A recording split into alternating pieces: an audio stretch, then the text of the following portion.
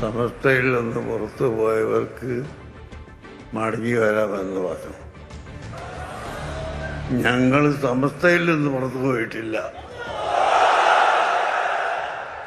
അസംബ്ലിയിലും പാർലമെന്റിലുമൊക്കെ വിഷയങ്ങൾ ചർച്ച ചെയ്യുമ്പോൾ മീറ്റിങ്ങിൽ നിന്ന് ഇറങ്ങിപ്പോക്ക് നടത്താറുണ്ട്.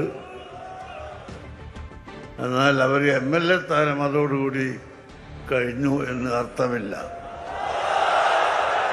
അതുപോലെ സമസ്ത കേരള ജംഇയ്യത്തുൽ ഉലമയിൽ നിന്ന് അല്ല ഞങ്ങൾ ഇറങ്ങിപ്പോയത്,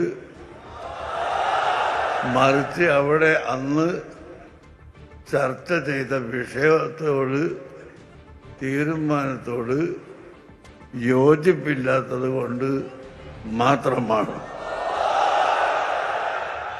അതെന്തായിരുന്നു അന്ന് അവിടെ ചർച്ച ചെയ്തത് എന്നോ എന്താണ് വിഷയമെന്നോ ഇപ്പോൾ പുതുതായി മെമ്പർഷിപ്പ് എടുത്തു വരുന്നവർക്ക്